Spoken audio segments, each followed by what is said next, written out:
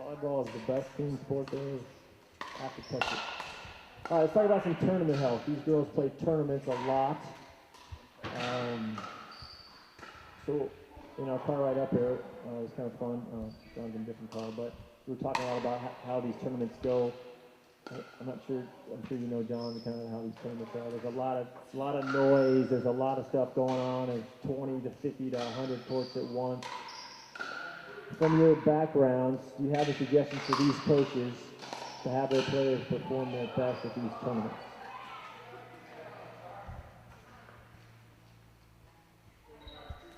Most of what I see from this is it's not necessarily a physical performance, it's always a mental lapse because there's college scouts there, there's other teams there are very large teams there. They're coming on the best in the country now, so a lot of it is performance anxiety. A lot of it has to do with being able to handle the moments. So a lot of what I see is more of a mental breakdown when it comes to this because now they're adding in travel time, they're adding in stress with their teammates, staying in a hotel, not being at home. So teaching them how to control that, teaching them the mental skills to be able to adapt to certain situations. It's the same size volleyball court with the same ball. You've been doing this for a long time. Giving them those little routines and just building in a mental performance program is really how I coach for tournaments, and especially getting athletes ready for them, because I usually never see that it's a physical performance problem. It always ends up being something mental. So. I agree with John on that, talking about the mental aspect. And I remember reading a study about visualization, and they took 100 subjects, and 50 of them shot 100 free throws a day, and 50 of them visualized shooting 100 free throws a day. And both sides performed equally in future performance. So just adding that visualization component and actually visualizing what they're going to do and how they're going to do it, because you've done the training, you have the motor patterns, you've done the nutrition, they're sleeping well, they're stretching, they're doing all that. Having them also visualize what they're going to do and how they're going to do it, I think will help when it becomes nervousness and fatigue and helping with performance when those two factors are taken into consideration. I agree. A lot of times people say it's 90% mental and 10% physical. But part of it is you put your athletes in those stressful situations so they learn how to handle it. And you talk about it, and you create that stress on them so they get better at managing that. And then as they mature, hopefully they continue to get better.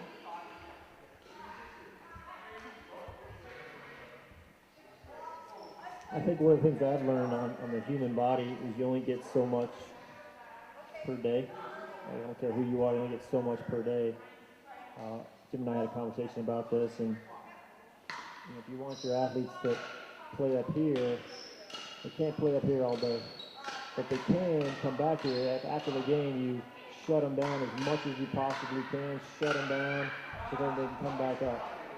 Really, shut them down. But I think keeping them wired and just stressed, mental stress the whole day, they won't be at their best at that 6 p.m. game or whatever. I think you got to have that recovery somehow during the day. Take them outside, take them under a tree, shut their phone, just like Dr. Anthony does, go in his car, take a nap. The more you can shut them down, I think they can come back stronger. If you try to go here all day, you're just going to go down. It's not humanly possible to be at that same rate the whole time. But I think if you can just actively try to get them to rest, shut down, you can do your webbing, but a low-key webbing, lay down, get outside. Just the more you can shut that off, I think they can come back even stronger.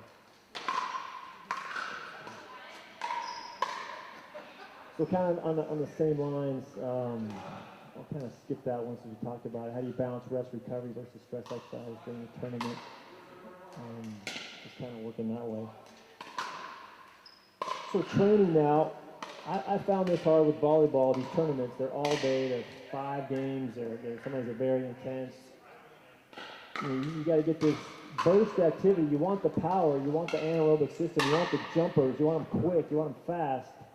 But you also need to imagine some sort of aerobic standpoint because they may have to do 400 times a tournament. If it's a big, crazy tournament, it's competitive teams.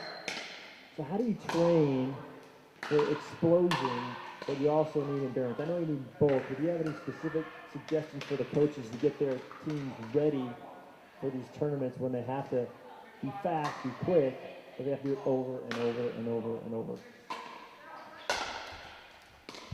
High intensity interval training. It not only improves your power, but it also improves that aerobic foundation.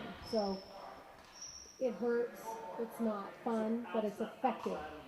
Yeah, you can do it within the volleyball, within the practice, absolutely. Okay, so you could have them do, so you could have your blockers and they've got to do so many jumps or a certain period of time, and then they rest, and then they do it again, and they do it rest and go, and rest and go, and rest and go.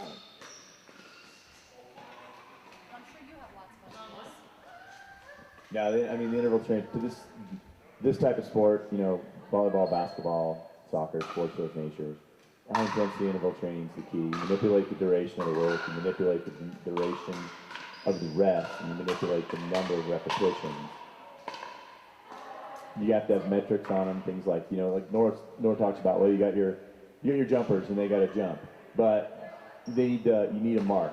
So like, you know, how high can you jump? Okay, cool. So maybe you have 3 choices for how high they're going to jump, and this is your mark for a 20-second interval. This is your mark for a 1-minute interval. This is your mark for a 90-second interval, right? So the amplitude of the jump decreases, the duration of the work goes down. But there's all kinds of ways to manipulate that style of interval training, but interval training is key to this type of sport. And I'll piggyback on both of the speakers to my right. As Dr. Constantino said, you need to train all 3 of your cars to optimize each of the cars' performance. And we've asked this question to Jim many times, like, how do I blah, blah, blah, and like, for example, like, how do I run faster, Dr. was saying? He's like, well, run faster. So mimicking the actual performance and doing that in a high intensity way will help optimize performance when it comes to game time. Big training is the way to go. Totally agree. I'd also stress their mental. I'd get them uncomfortable. I'd call timeouts on them. I'd say their serves were out. I'd get them uncomfortable there too, because that will also give them a more of a game-ready atmosphere, and it gives them that uncomfortable feeling, which they're going to get there anyway. So it's good for them to train the mental side, physical side. You know, get them there with hit training. It's awesome.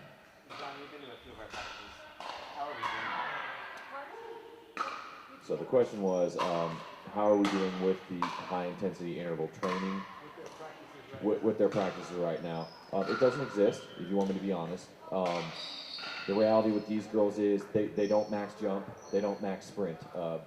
Speed and jumping is pretty much those girls' sport. They move within about a 5 to 6 foot radius for most of their positions. Some of them move a little more. But that type of training is very stressful, and a lot of those girls, some of them are going to be great with it. Some of them are going to absolutely hate it and they'll quit. I'll teach failure forward, but the biggest reality I got to get them on is training is going to be more rigorous. If you want to play tournaments like this and you want to go to the big schools, they're going to get to college and they're going to have this. So that would be the thing I would stress. But to answer your question, no, you're not doing it now.